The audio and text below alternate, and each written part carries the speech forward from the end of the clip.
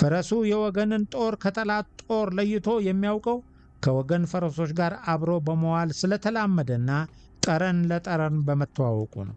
የኦሮሞ የውጊያ ፈረስ በማናቸውም ጦርነት ላይ ቢሆን እምብዛም በጠላት እጅ አይማረክም።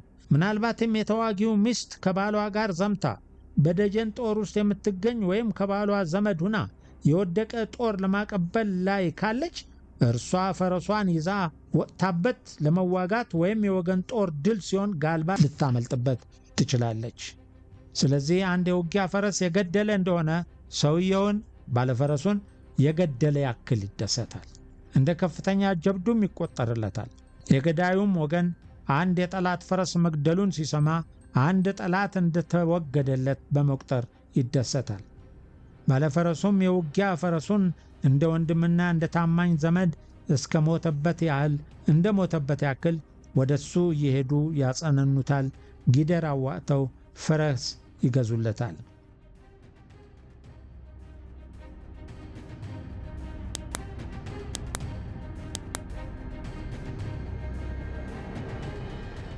ሰላም ውድ ተከታታዮቻችን፣ በተለያዩ የተመረጡ ጽሑፎች እስከ ዛሬ ድረስ እናንተ ዘንድ ስንደርስ ቆይተናል። ወደፊትም ይሄው ይቀጥላል።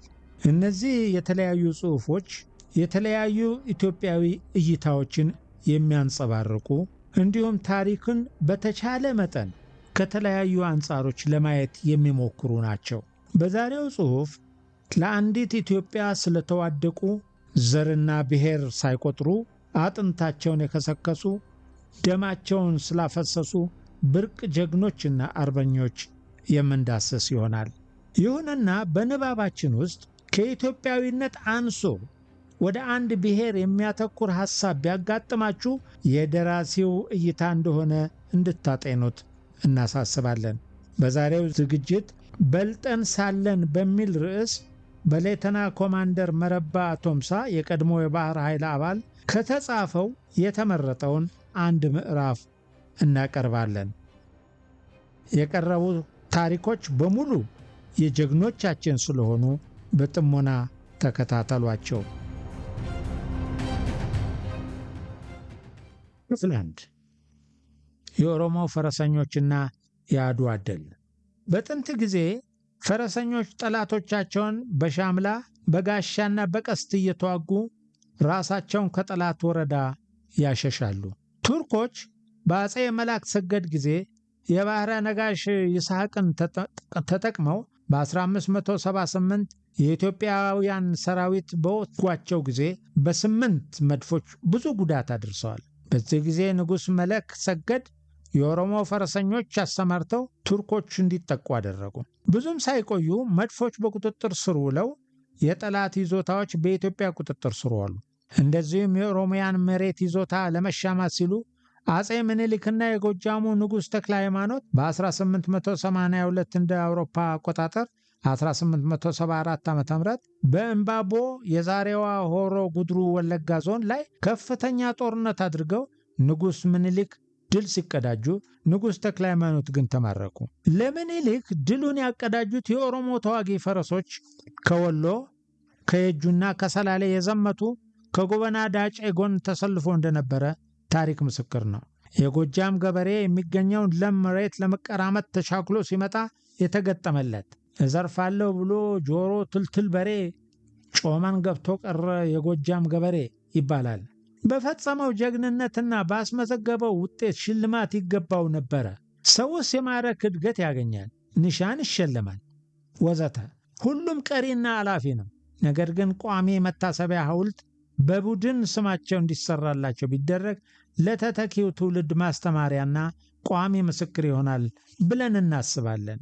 ከርቀት የኦሮሞ ፈረሰኞችን በመሸሽ ወደ ሳውሯ በመሮጥ ላይ የነበረውን የጣሊያን ሰራዊት በመመልከት ሽሽት ላይ የነበሩት ባንዳና ነጭ ጣሊያናውያን የሰው ወንዝ ይመስሉ ነበረ ሲል በኤርትራ የጣሊያን ካምፕ ሰራተኛ ፔትሮ ፊልተር ገልጿል። ይህን የኦሮሞ ፈረሰኞችን እንቅስቃሴ ሲመለከቱት በአድዋ የጣሊያን ጦር አዛዥ የጀነራል ባራቴሪን ትዕዛዝ በመሳት በራሳቸው ውሳኔ የኢትዮጵያን ሰራዊት ይወጉ የነበሩት ጀነራል ዳቦር ሜዳና ጀነራል አልበርቶኒ ሰራዊት በራስ መኮንን ወልደ ሚካኤል ጉዲሳ አመራር አስገራሚ የማጥቃት ዘመቻ ከፍተው የሁለቱንም ጀነራሎች ብርጌድ ጦር ተራ በተራ በመልቀም የነበራቸውን የዘመቻ ዕቅድ አክሽፈውባቸዋል። በተለይ በወሎው የየጁ ኦሮሞ ባላባት የነበሩት ራስ ሚካኤል የቀድሞ ስማቸው መሐመድ አሊ የተመራው 10,000 ፈረሰኞች ወታደሮች በእቴጌ ጣይቱ የየጁ መሳፍንት ተወላጅ የተመራው 6,000 ፈረሰኞች የንጉሠ ነገሥት ምኒልክ 12,000 ፈረሰኞች በድምሩ 28,000 የኦሮሞ ፈረሰኞች በአድዋ ጦርነት ላይ ከጣሊያን ወራሪ ፋሽስት ጦር ጋር ተፋልመው አድዋን ከጠላት መንጋጋ አድነዋል። የጣሊያን ወታደሮች በድል በመገስገስ ላይ የነበሩትን የኦሮሞ ፈረሰኞች በተመለከቱበት ወቅት የሚገቡበት ጠፋቸው። ፈረሰኞቹ በጦር ሜዳ ላይ እጅግ ፈጣንና በውጊያ ስልት የተካኑ መሆናቸውን ሲመለከቱ ቀደም ሲል በጣሊያ ሰራዊት ውስጥ ስለ ኦሮሞ ፈረሰኞች የተነገራቸው ኋላ ቀርና ተራ ተዋጊዎች እንደሆኑ ነበረ። ነገር ግን ኦሮሞዎች በአወቃቀራቸው እጅግ የተራቀቁ ስርዓት ያላቸው በመሆናቸው ከውጊያው በፊት ብዙ ሲባልባቸው የነበረውን ሁሉ ከንቱ የሚያደርግ ስርዓትና የውጊያ ብቃት ማየታቸውን የጀነራል አርሞንዶኒ ወታደር ከነበሩት መካከል ጂዮቫኒ ተዶኔ እንደገለጸው ለሰራዊታቸው መሸነፍ ቁልፉን ሚና የተጫወቱት የኦሮሞ ፈረሰኞች መሆናቸውን መስክሯል። ፈረሰኞቹ ወደ ሸለቆ ሲወርዱ በድንገት የገነፈለ ጥቁር ባህር ይመስሉ ነበረ በማለት ምስክርነቱን አጠናክሯል። በዚያ ወቅት ሌተና ኮሎኔል አንስቲኖ ቺጊ፣ ሌተና ኮሎኔል ሎሬንዞ ካፒያኖ፣ ሌተና ኮሎኔል ኮግሊዮ እንዲሁም በመጨረሻ ራሱ ጀነራል አርሞንደኒ አንድ በአንድ መገደላቸውን ጆቫኒ ቴዴኔ ከመካከላቸው ቆስሎ የተማረከ ስለ ጦርነቱ አደገኛነት መስክሯል። በርካታ የጣሊያን ጦር መሪዎች የራሳቸውን ሕይወት አጥፍተዋል። ከነዚህም የጦር መሪዎች መካከል ለመጥቀስ ያክል ሌተና ኮሎኔል ጋሪባልዲ ፔናዘ እና ሌተና ኮሎኔል ማዞሌኒ የኦሮሞ ፈረሰኞችን ጦርና ጎራዴ በመፍራት በራሳቸው ሽጉጥ ራሳቸውን እንዳጠፉ የአድዋ ጦርነት ድል ያጠኑት የጻፉት ደራሲ ፕሮፌሰር ሬይሞንድ ጄናስ ዘግበዋል። ከአድዋ ድል በኋላ የኦሮሞ ፈረሰኞች ወደ ኤርትራ ይዘልቁ የሆነ? ሕዝቡስ በጣሊያኖች ላይ ይተኩስባቸው የሆነ? ራስ አሉላ በአስመራ የሚገኘው ቤቱን ለማስመለስ ይመጣ የሆነ? በማለት የጣሊያን ወታደር መሪዎች የምኒልክ ቀጣይ የቅጣት በትር ምን ይሆን በማለት ይጨነቁ ነበር። ከዚህ ጋር እጅግ ያሳሰባቸው ስለ ኦሮሞ ፈረሰኞች ኢሰብአዊነትና ፕሮፓጋንዳም በሰራዊቶቹ ሲነዛ የነበረውን ሰምተው ነበር። ይኸውም ከተማረኩ ፈረሰኞቹ ብልቶቻቸውን እንደሚቆርጧቸው በማስፈራራት በጠላት እጅ እንዳይወድቁ የተቻላቸውን ማድረግ እንዳለባቸው ተነግሯቸው ነበር። ከዚህ የተነሳ በርካታ ምርኮኞች በፍርሃት ተውጠው ይንቀጠቀጡ እንደነበረ ተገልጿል። በዚሁ መሰረት በኦሮሞ ፈረሰኞች 1900 የጣሊያን ወታደሮች፣ 1500 ባንዳዎች ተማርከው የነበረ ሲሆን ንጉሥ ምኒልክ ፊት ለፍርድ ሲቀርቡ የተሰጠው ብይን 1200ዎቹ ባንዳዎች ብቻ ሀገራቸውንና ንጉሳቸውን ከድተው ሀገራቸውን ወቅተዋል በማለት ከባንዳዎቹ ውስጥ 800 ብቻ የቀኝ እጃቸውንና የግራ እግራቸው እንዲቆረጥ ሲበይኑ የጣሊያን ምርኮኞች ግን በሁለቱ መንግስታት ደረጃ የሚታይ ይሆናል በማለት አቆይተዋቸዋል ሲል ታሪክ ጸሐፊዎች መስክረዋል። በጥንት ዘመን ነገስታትና መሳፍንት ኢትዮጵያውያንን ከቀድሞ ዘመን ጀምሮ በፈረስ የመቀመጥ ሙያ እንደነበራቸው ይነገራል። ከዚሁ ጋር በማያያዝም በጥንት ጊዜ የጨዋ ልጅ አስተዳደግ ፈረስ ግልቢያ ክብርም ማዕረግም ያሰጥ የነበረ ቀዳሚ ሙያ እንደነበረ ይነገራል። ከነዚህ ክቡራን አባ እገሌ በሚል ቅጽል መጠራት የጀመሩትም ከኦሮሞዎች ባህልና ልማድ በመከተል ከ1838 ወዲህ ነው ሲሉ ማኅተመ ሥላሴ ወልደ መስቀል በመጽሐፋቸው ቼበለው 1961 ዓ.ም በገጽ 5 ላይ የደረሱትን ቴዎድሮስ በየነ አረጋግጧል። የፈረስ ስም አወጣጥ የደረሰ ስም አባ ወይም አባት የሚለውን ቃል በማስቀደም በአንድነት ቃል ብቻ የተነገረ ቢሆንም ጠለቅ ብለው ሲመረምሩት የባለ ፈረሱን የጠባይ ሁኔታ ምኞቱን ጭምር አጠቃሎ የሚያሳይ ሰፊ ትርጉምና መግለጫ የያዘ ሆኖ ይገኛል። ቅጽል ስሙ የሚሰጠው በቀጥታ ለፈረሱ ቢሆንም የባለቤቱን ሙያ የሚገልጥ እና የሚያሞግስ ስለሆነ ጌትየውን የሚያኮራ ነው። ለምሳሌ ደጃዝማች ገብረ ማርያም ጋሪ በአንድ ወቅት ከፈረስ ጉግስ ተፎካካሪያቸው የተወረወረባቸውን ረዥም ዘንግ በመቅለብ አስገራሚ ትርኢት በማሳየታቸው በዘመኑ ለእንደዚህ አይነት ጀግኖች የሚሰጠው የፈረስ ተቋዳሽ በመሆን አባ ንጠቅ የሚል መጠሪያ ተሰጥቷቸው ነበር። በቀድሞ ዘመን የፈረሶች ስም አወጣጥ የሚከተሉትን ጉዳዮች ታሳቢ በማድረግ ነበር ተብሎ ይታመናል። በዚሁ መሰረት አንድ አስተዳደርና ዳኝነትን በተመለከተ አባ ዳኘው፣ አባ መቻል፣ አባ ይርጋ ይባላሉ። ሁለት ለጋሽነትን፣ ችሮታና የተፈጥሮ ባህሪን በተመለከተ አባ መስጠት፣ አባ ሙላት፣ አባ ባህሪ፣ አባ ምቹ ይባላሉ። ሶስት መንፈሳዊነትን፣ ትክክለኛነትን፣ ጨካኝነትንም ተንኮለኝነትን በተመለከተ ደግሞ አባ ሚዛን፣ አባ መልአክ፣ አባ ይባስ፣ አባ ሰይጣን ይባላሉ። አራት ቁርጠኝነትን፣ ኃይለኛነትንና ጀግንነትን በተመለከተ ደግሞ አባ ቃኘው፣ አባ ደፋር፣ አባ መብረቅ፣ አባ ገስጥ፣ አባ መርዞ፣ አባ ትንታግ፣ አባ ቀማው፣ አባ ተርቦ ይባሉ ነበር።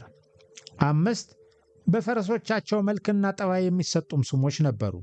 ለምሳሌ አባ ዲማ ወይም አባ ዳማ፣ አባ ጉራች ወይም አባ ሻንቆ፣ አባ ነጮ ወይም አባ ሻሾ፣ አባ አዲ፣ አባ መጋል፣ አባ ዳለች፣ አባ ቦራ፣ አባ ጥርኝ፣ አባ ቡሉ በማለት ደራሲው ቴዎድሮስ በየነ በመጽሐፋቸው አስፍረዋል።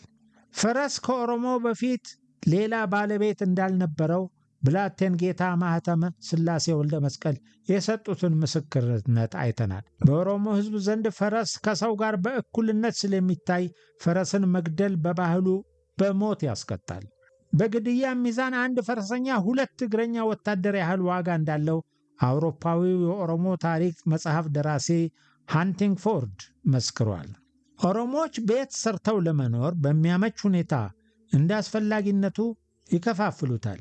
ሁሉም የመኝታ ክፍል፣ የቁሳቁስ ክፍል፣ ዕቃ ቤት ወዘተ ለመግቢያ በር ቀረብ ያለ ጎላ ፈርዳ የሚሉት የውጊያ ፈረስ ማሰሪያ ጓዳ አለ።